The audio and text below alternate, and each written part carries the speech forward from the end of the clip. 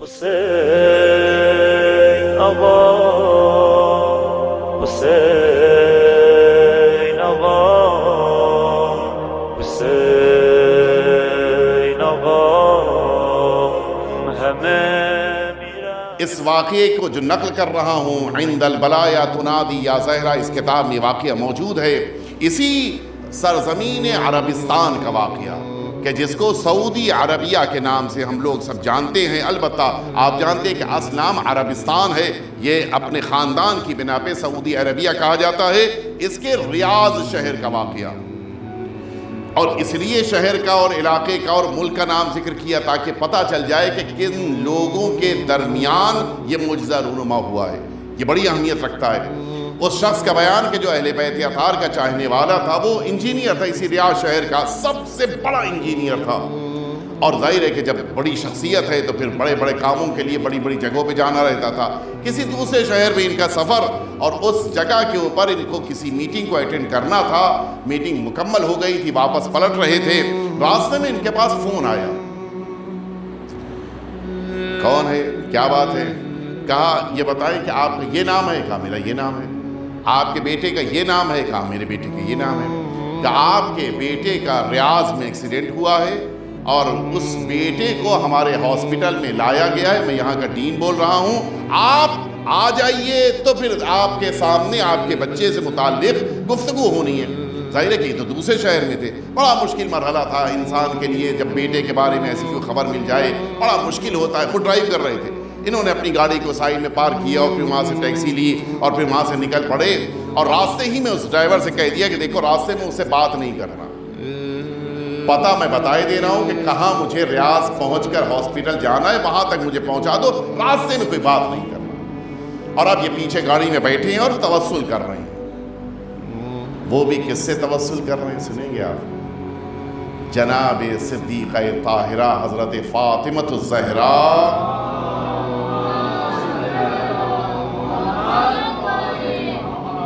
آپ توسل فرما رہے تھے۔ اور اب ظاہر ہے کہ نہ ڈرائیور کو بتانا ہے، اس لیے کہ ڈرائیور کا مسلک اور مذہب الگ ہے، اس کے سامنے تو کوئی ایسی گفتگو بھی نہیں ہونی ہے، لیکن کچھ عجیب انداز تھا ان کے توسل کا۔ جس موقع کے اوپر یہ ہاسپٹل پہنچے، ہاسپٹل میں پہنچنے کے بعد انہوں نے جا کے ریسیپشن سے پوچھا کہ بھائی مجھے فلاں ڈاکٹر سے ملنا ہے۔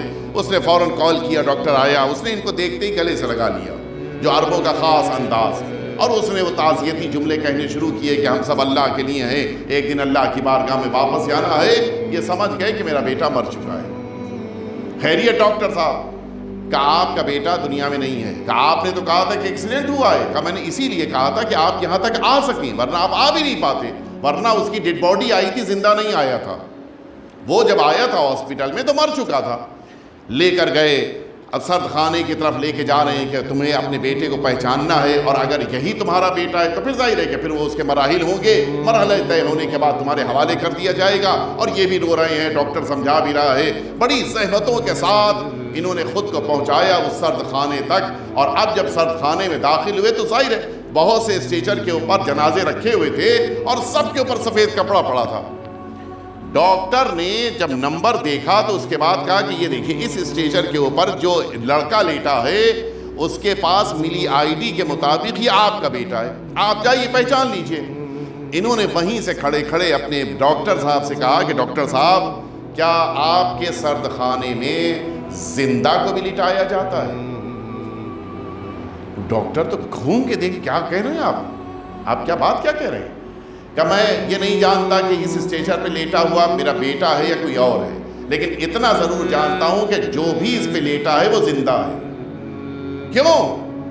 کہ اس لیے کہ آپ خود دیکھ لیجئے، اس کی ناک کے پاس یہ سفید چادر جو ابھری ہوئی ہے وہاں پر وہ چادر ہل رہی ہے، اس کے معنی یہ ہے کہ وہ سانس لے رہا ہے۔ اور اب جو ڈاکٹر نے آگے بڑھ کے اس چادر کو ہٹایا تو واقعاً وہ لڑکا زندہ تھا۔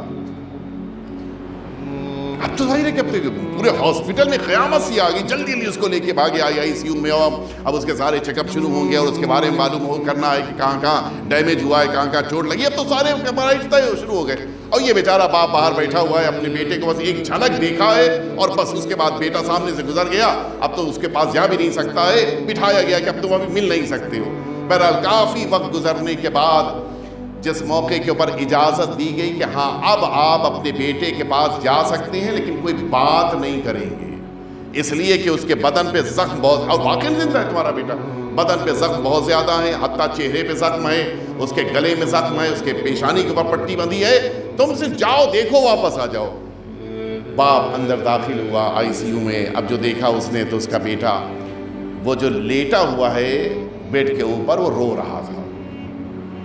इन्होंने अपने सर को उसके मुंह के पास झुकाया, कान के पास, कहा बेटा क्यों रो रहे, तुम तो जिंदा हो। कहा मैं इसीलिए तो रो रहा हूँ, इसलिए कि मुझे दोबारा जिंदगी मिली, ये है रजात, मुझे दोबारा जिंदगी मिली। कैसे बेटा? कहा मुझे पता है कि आप जब मुझसे मिलने के लिए आ रहे थे तो किससे तवस्सुल कर रहे थे, मुझे पता है। कहा मेरी रूह को बुलंदियों की, मैं मर चुका था, मेरी रूह को बुलंदियों की तरफ लेकर जाया जा रहा था कि अचानक एक महमिल मेरे करीब आकर ठहरी और उस महमिल से निकलने वाली एक अजीमुशान बीबी ने आवाज़ दी कि इस बच्चे, इस जवान की रूह को वापस पलटा दो, इसलिए कि इस जवान के बाप ने मुझसे तवस्सुल किया है और मुझको अली अकबर का वास्ता उससे ये कहा है कि ए शहजादी आपको अली अकबर का वास्ता, वो जवान के जो इमाम हुसैन का मैदान करबला में शहीद हुआ, उस बेटे का वास्ता।